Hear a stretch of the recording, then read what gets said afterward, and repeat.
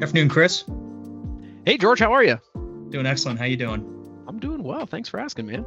Good, good.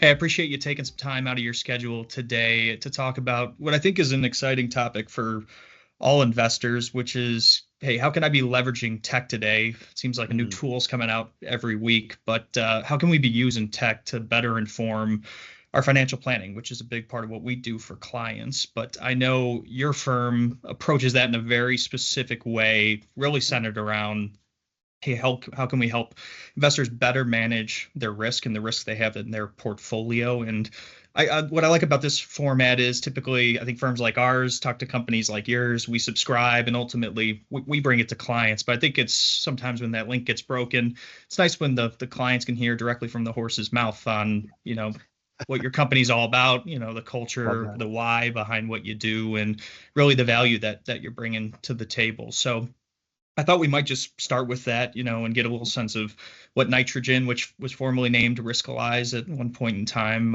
what you guys are all about, and the value that you're bringing. Yeah, for sure. So, kind of going origin story here a little bit, going back to our co-founders. One was a financial advisor, had his own practice, hybrid RIA and part of a BD as well. And then our other co-founder was in the financial industry, and they were having a conversation one day, and they knew each other, and they basically said, it's one co-founder said to the other, he said, it's being in the financial industry, it's really interesting how the common investor thinks about risk. And the one who was the financial advisor said, you think that's interesting? You should see what financial advisors think about risk and how they approach risk. And there was this recognition there that there might need to be some sort of common language that might need to be formed around helping folks understand what it is and how the approach to risk is, and to create this common language between advisor and client, and how can we understand that going forward. So really, Riskalyze and now Nitrogen was formed around the concept of having that conversation around risk, like starting the conversation around risk there to help folks understand like what might be normal performance for their portfolio, for how they expect the performance to go, and how their investments decide to go. And so we like to say, like, hey, we wanted to create a framework to help folks, the investors, to understand and react to risk appropriately, and basically say, like, hey, what could be a fearful decision, let's make those fearless decisions by understanding and setting those great expectations and making these great short-term decisions bit by bit here, so that we can become fearless long-term investors, because it is a long-term game. But market volatility, that all happens in the short term. Yes, you should say I should be invested for the long term, but if I'm opening my mail, if I'm turning on the news, if anything that could come in front of me, that's all happening in the short term. So we really wanted to build that framework for advisor and client to have a common language, and to create that fearless investing, create those really well understood expectations there of what the performance might be compared to what I feel comfortable with. And then we can move on from there in our investing journey. And again, making the client the hero, and making the advisor that guide, that hero's guide that comes, think of Obi-Wan to Luke Skywalker, or Dorothy, Glenda and Dorothy, right? To really guide them on their hero's journey. And like you said, George, like, technology is one of those tools that can help understand and tell that story. And again, for our perspective there, create those fearless investors. Yeah, I think when you talk about that framework, the starting point is crucial, because a Yeah. lot of people, when they put together their portfolios, they may just be doing what family and friends are doing, or what they read on Motley Fool, or even when they talk to an advisor sometimes, there's different Yeah. ways to determine risk. It might just be a conversation. Historically, I think has been a big way that people have done it. And especially advisors who have done this for 20 or 30 years will say, well, I lived through '08 and 2001, or even 1987. And so based upon Right. that, I can give you some tips on how you might want to structure it. But sometimes even advisors, I think they might be recommending what's they think is suitable for the client and not what the client's comfortable with. And Yeah. so I know another way that people have done is using a questionnaire. And I know that nitrogen, what we really like about it, and part of why we have it on our company website now under our resources tab, is because I think it's dynamic. I think you guys approach that questionnaire a lot different than what we've seen in the past, maybe just a paper sheet that's got 10 questions on it. So could you maybe speak to that questionnaire, the philosophy behind how that was built, and why that might be different than some of these historic approaches to the starting point for risk? Yeah, absolutely. And that's a really great point too. And that's one of the reasons, kind of going back a step too and talking about why the risk number. So we have this risk number. It goes from 1 to 99. So 1 being like we've just got cash and we buried into the backyard, we're not going to try and touch it.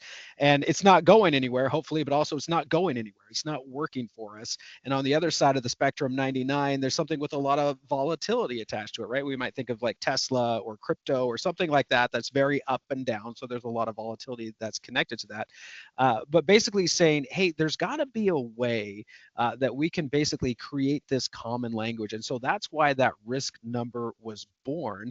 And so basically to say in our industry, we have terms like conservative and moderate and aggressive. And folks are probably pretty familiar with that, right? Well, I'm a moderately conservative investor. I'm aggressive. And one of the things that you pointed out is, well, the advisor probably doing the best that they can and thinking, hey, I'm investing you the way that I think you should be invested. Oftentimes, sometimes without thinking about it, or maybe anchoring their clients to what their personal risk tolerance is, right? So maybe that's, if they're a little bit more pedal to the metal, well, a client might be like, whoa, whoa, whoa, whoa, hey, this is going too fast. Or if the advisor, in the case of one of our co-founders, he's like, no, I'm actually on the more, conservative side of things. You have my clients beginning like, hey, why is this not going fast? Like, I want to get some more returns here. What's happening here? So this is basically the questionnaire. Basically, it was born to figure out, hey, what's your individual risk fingerprint, if you will. Everybody has their own risk number. Yours is probably different than mine. That's different. I'll give you an example. My wife and I went through the risk questionnaire, right? So it's taking these conversations that we could say, well, you're conservative or you're moderate or you're aggressive. Well, George, moderate or conservative means something different to you than it probably does to me than it does to the next person that walks in the room. So how can we take these subjective phrases and can we make them a bit more quantitative? And that's where that number comes in, that risk number, to help folks understand that. So basically going and just saying, hey, maybe it's based on a bucket, or maybe it's just based on your age or your investing history. We're going to say, hey, we want to take how much you have to invest, and we want to go through a series of questions here and just say, basically, over these next series of questions, would you prefer risk to reward based on these real dollar amounts? So we're not necessarily saying percentages. Percentages are great, but really, if I can take all of my investable assets, I can put it in there. And I'll give you an example here. We have somebody like who's very rich. I would say somebody who has a lot of money. And if we said, here, we're going to take this questionnaire and 10,000, you're a billionaire, but we're going to do on $10,000 right here. Well, they might be a little faster and looser with $10,000 than we are with their, entire net worth. So let's make these real dollar amounts here. So you can help see and understand, would you prefer risk versus reward as we're taking you through a series of questions here? And are you leaning to more like, I would just like a certain, like if I had my choice, I would just walk away with a certain guarantee of, X amount of dollars, or given the option, I know that there's a chance for a gain, but I would also be able to stomach the other side of that coin with there's risk there. So we just kind of want to see where you have a tendency around that spectrum through a series of questions. And it doesn't take very long. It's usually about 5 to 10 minutes, depending on how much time you're taking to go through there. And then we assign a risk number at the end of that. So now you can see, so for me, going through that questionnaire, so I've been with the company, I've been with the firm for about 8 years now, and just to kind of use a benchmark, the S&P 500 has been between a 74 and a 78 when I've been here. Like that's the range that it's been.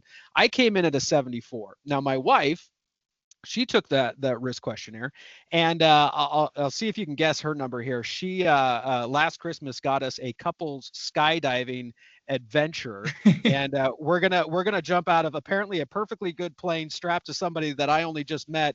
And just to add a little bit of extra fun, she got it off of Groupon. So let's send that to the lowest bidder, by the way. And so, any guesses on what my wife's risk number would be? Well, I would guess if you guys went up to 100, she'd probably be pushing 100. So I'm gonna get her at 99. Yeah, close. 94. Okay. 94. So we can see how it can like help frame those conversations. So I kind of knew she would put the pedal down a little bit faster than I would, but it really helps us again in the context of this number see where we're at not only as a couple, but as individuals, and then help inform our journey from there. And kind of where the rubber really meets the road is saying, okay, well, if I'm a risk number 74, well, a 74 compared to what?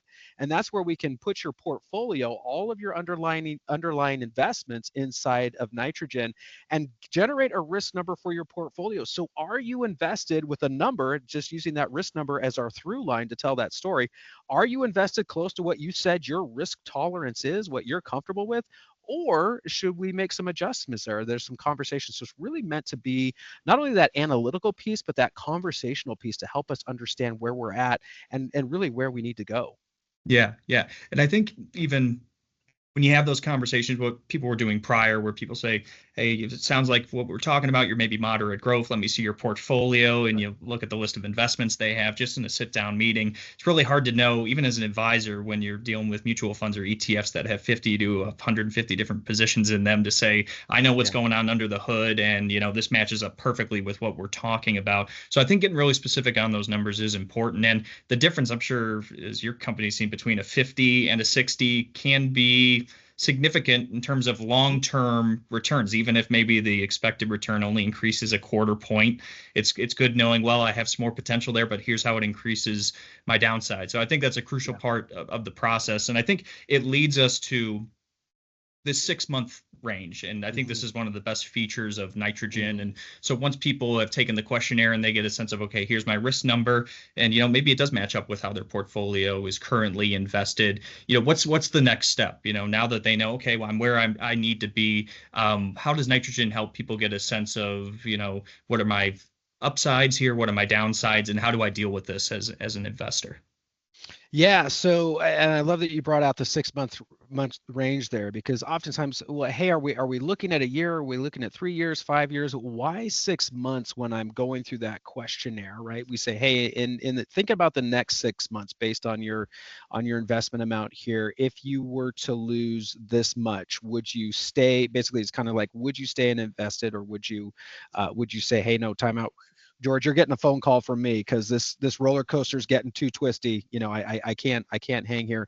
And then looking at the 6 month time frame of a portfolio, and we did a bunch of research around that, basically of why 6 months. And basically, it's a period of time that we found clients can easily relate to make sure that, hey, I can. 6 months ago, I've got a pretty strong connection to 6 months ago. About a year ago, my Facebook feed kind of reminds me what was happening a year ago.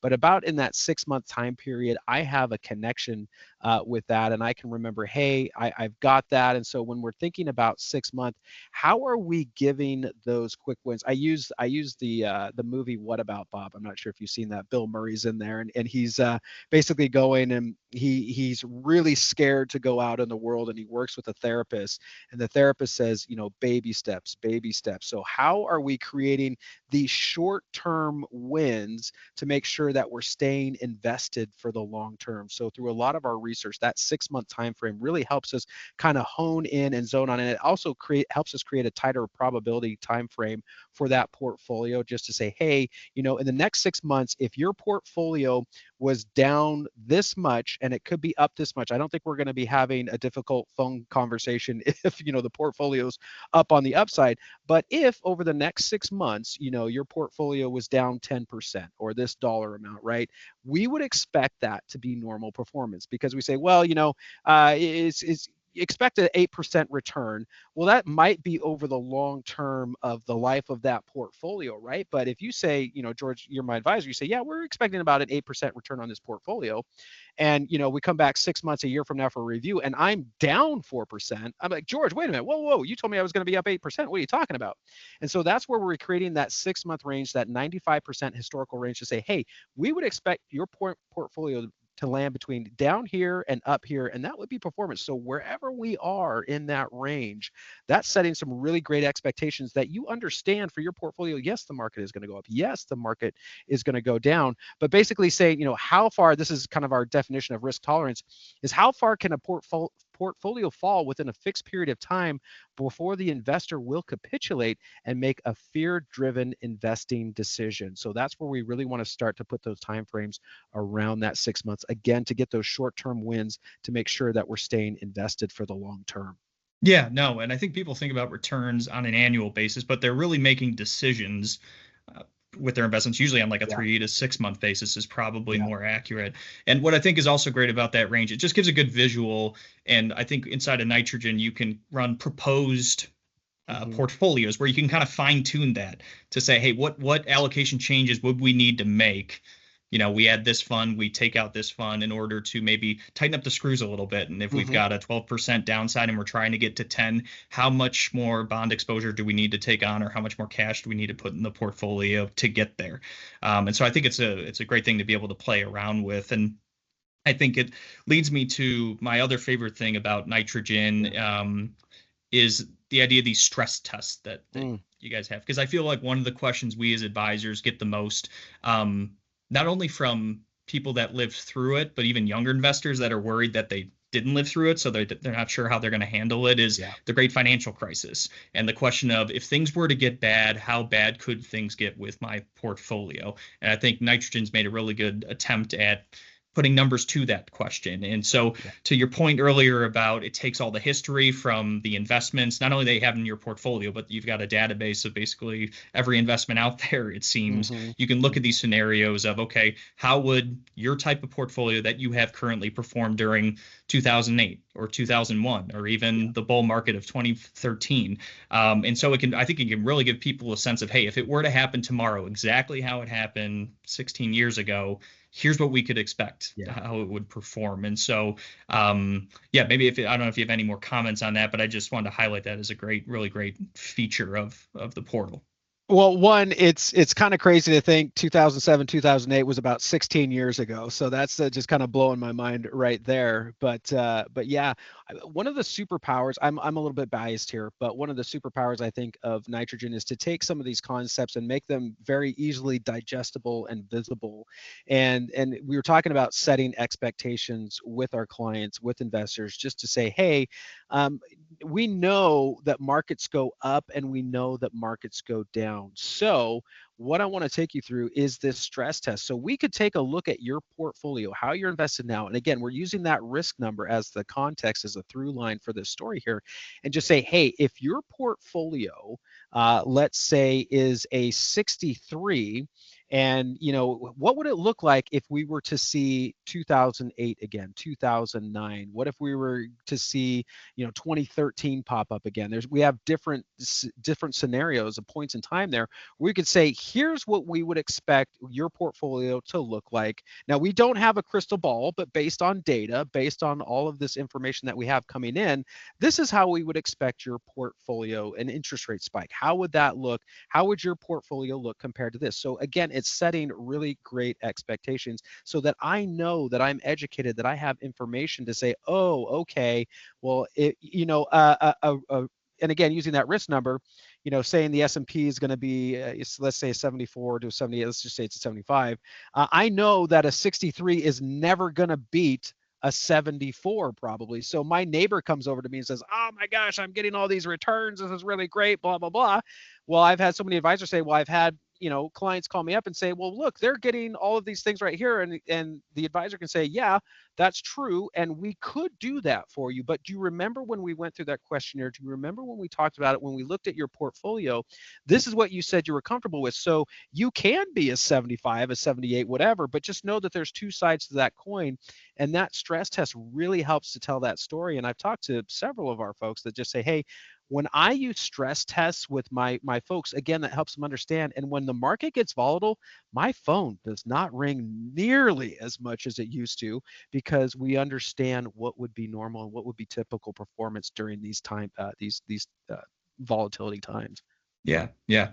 And I think leads me into just my last question about, as you know, risk is not a set it and forget it type issue, and it evolves and it changes over time, particularly for people that maybe have used a certain strategy over a long period of time. If people who got heavily invested, after 2008, and we've seen this incredible bull market that maybe started off as a risk 60, now we've seen these returns go up and up and up, which they may have just organically grown now to a 70.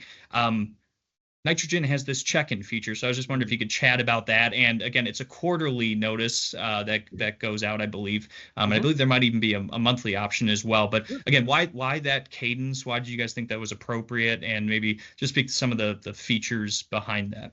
Yeah, that really great question. You're absolutely right. It's just not a set it and forget it. It's something where, again, volatility happens in the short term. So, if we can see a theme coming through here, it's not just that we turn our brains off. Maybe we meet once a year and then we turn our brains off and then they're like, well, I'm not going to think about this again until we meet again next year. So we developed check-ins as a way for the advisor and for the client to stay in that conversation between those review meetings. So yeah, we can set it to go out quarterly. It can go out monthly. Actually, we could even do it once every 6 months. So just depending on the cadence there of what it looks like to just say, hey, I'm just going to check in with you and just, how are you feeling? 2 questions. It's real simple. 2 questions. How are you feeling about the market and how are you feeling about your financial future? So this can be just any sort of indicator just to say, you know what, actually, I'm doing okay. Things are feeling good. Or you know what, I'm feeling a little bit nervous right now, and I'm just going to indicate that right now. And that can be, a signal for us to get on a phone call, to get on a Zoom call, to whatever we need to do, just to make sure that we're setting expectations, that there's questions that are coming up for you in the meantime. Again, in the short term, it's a way to continue on that conversation. And as your advisor, and when I send out those check-ins, I've got a history now. I can see how we're trending here. And if that's something that I need to bring up at our next review meeting, I with just here in just a job, I check in with my manager every week, and she can see trends and how it's going. So it's a lot of information that we can make sure that we're staying on top of your financial journey, on top of your financial health. And I mean, I just think it just adds to better communication. And in a relationship, I think communication is key, and that's one of the things that we can make sure that we're keeping that conversation going even when we're outside of those review meetings. Yeah, absolutely. And I feel like it probably is a conversation that clients like automated in a sense. They probably don't want us calling them every quarter just saying, how you feeling? Everything okay? And sometimes, to your point, I think what's great about it is even in great markets, I think, like you said at the beginning, sometimes advisors anchor their preconceived notions about, well, we've had a really solid 2 years. Well, it's an election year. Even though the market's doing really, really well, there may be a batch of clients that are just saying, you know what? I don't really care that I'm up, 10 or 15% this year. I'm just nervous about the state of things. And so they can indicate that with a few clicks. And it really is a trigger for the advisor to say, you know what, it's a good time to have a conversation. I wouldn't have thought that sitting in my desk that's the way that you were feeling. But it's a good way to keep that conversation going throughout the year, without having to get on the horn, letting you be able to do it in a way that's efficient for you as an investor. For sure. And for you, the advisor, again, building out that relationship with like, hey, I know this individual, and I know that right now it might be a little nerve wracking for them. Right. And so I'm going to go, there's an option to send it manually. So I'm just going to check in with them right now and just say, so it's just a way to do that little bit of extra touch and just say, hey, I just want to make sure that we're staying in touch and communication, because I don't think we can, you can try to avoid the news as much as you can, but we're kind of bombarded with it every day. And so just a really great way, really, really great tool, in my opinion, to keep those conversations going. Awesome. Well, hey, Chris, I really appreciate your time today. And I think this will be very beneficial to our clients, or, just any investors that see this video. And so just as a reminder to our client base, you probably maybe had heard about this when we had launched it a year ago, but just a reminder, it's a great tool. We continue to use it with our clients. And if you want to have a conversation with your advisor here at the office, we'd love to have you in to talk about it or review it. And I've honestly, I'm not just saying this to say, it's really been changed the way that we look at risk, and we appreciate the job that your firm is doing, and the additional features that you can continue to tack on to the tool as the years go on. I appreciate it, and love helping partnering with you guys and creating those fearless investors. Thanks for the opportunity. Thanks, Chris. I appreciate your time. You bet.